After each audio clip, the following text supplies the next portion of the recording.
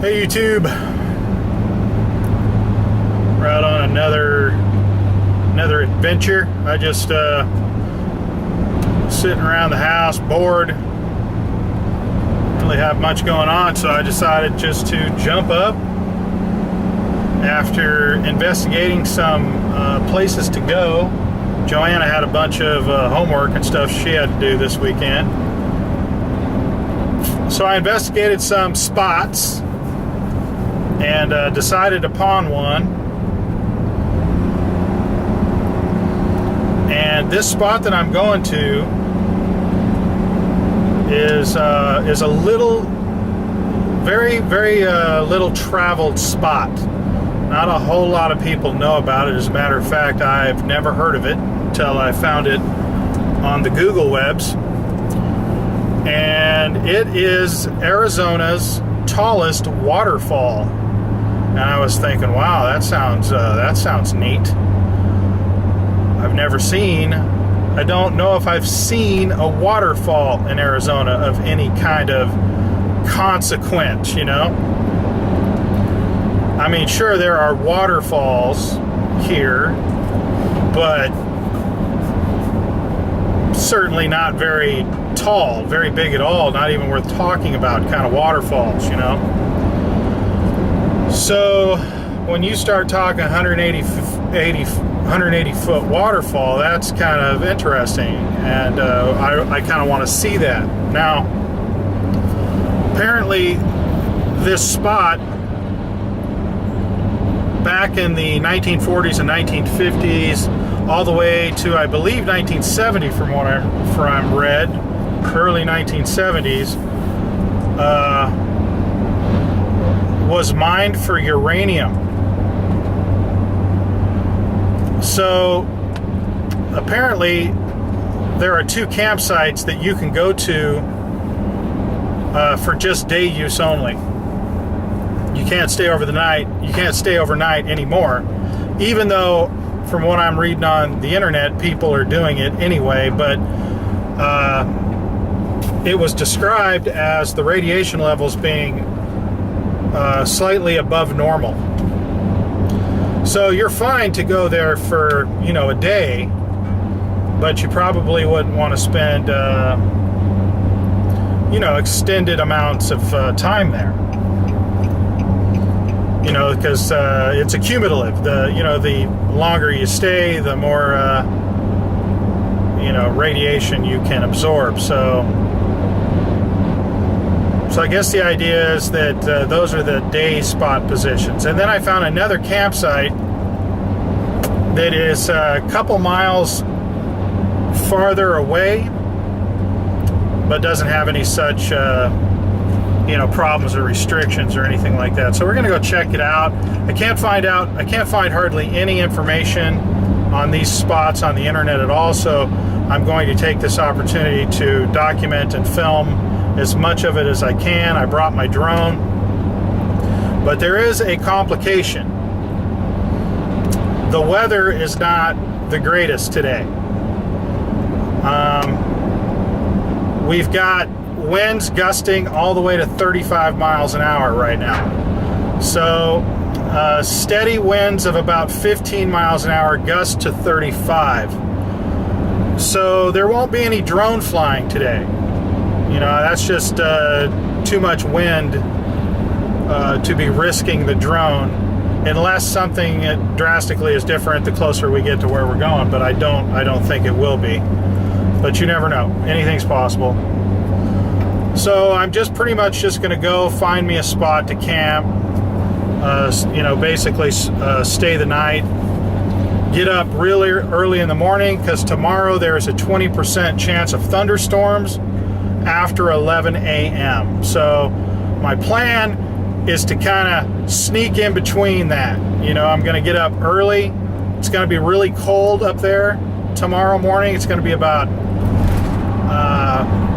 50 degrees. It's going to be about 33 degrees tonight, which is just a drastic night-and-day difference from what is going on down here where I live. You know, it's been, we reached 105 degrees, 104 degrees Thursday, I think. And then at night, it's 72, 73 degrees at night. It stays 90 degrees, all the way to about 9 o'clock at night. So this is, going to be a huge climate change in the course of just a couple of hours. So kind of gonna check that out, but that's kind of what I'm doing. That's what's going on. I'm hoping that it's going to be worth the trouble. Apparently I may have to hike to get to these falls. You can drive to the top of the falls with a Jeep or a four-wheel drive or a UTV or something like that. But since I don't have that, I'm not going to be risking driving my van up to the top of the falls.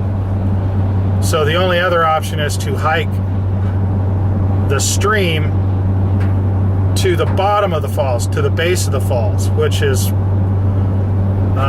fine. I guess it's going to be slightly under a mile hike one way.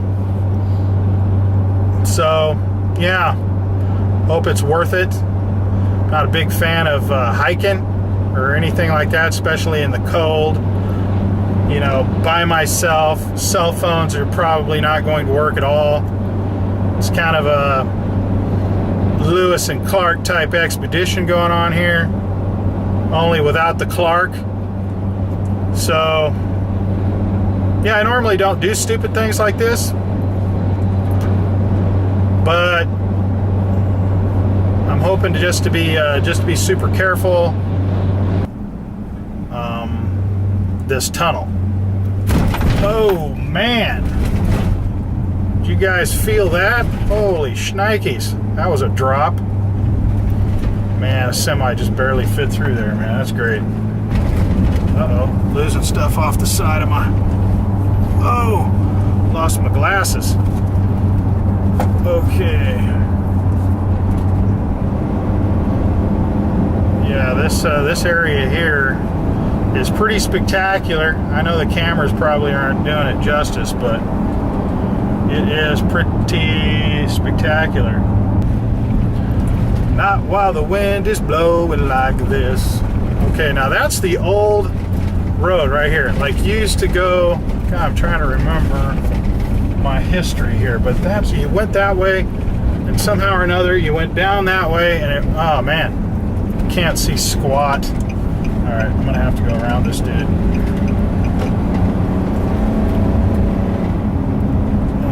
Here we go into the tunnel. And this tunnel is pretty awesome. It was built, let's see, it says in here 1952. You get out of the way, go, go, go, go.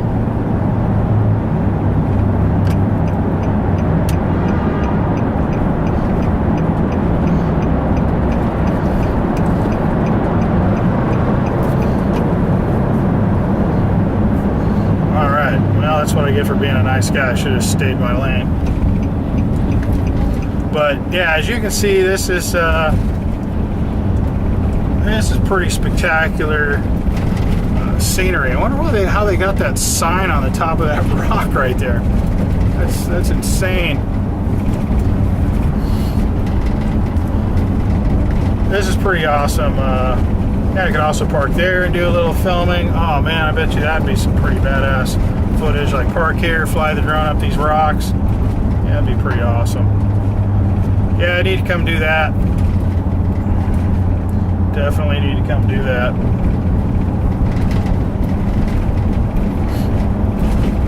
That's a good spot right there to kind of get behind the rocks and hide from people even a little.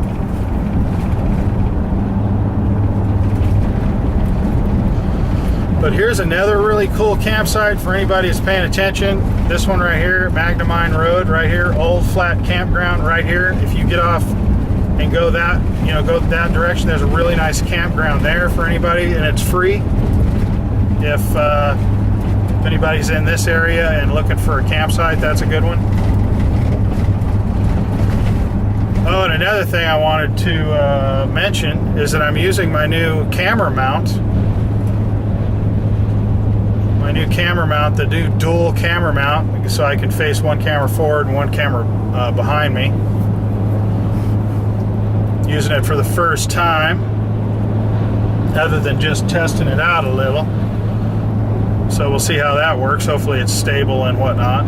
But it allows me, when I'm by myself, like when Joanna's not with me, I can still control the cameras by myself. I've got the remote right here on my wrist to where I can turn on and off the cameras when I want. And I can adjust them and everything. I can reach both of them. They're right there. Oh, look at that, would you? Holy smokes. It's kind of cool how the color of the guardrail is all rusted and everything. Kind of adds to the ambiance. We're just kind of gliding down now. Maybe a little too fast even.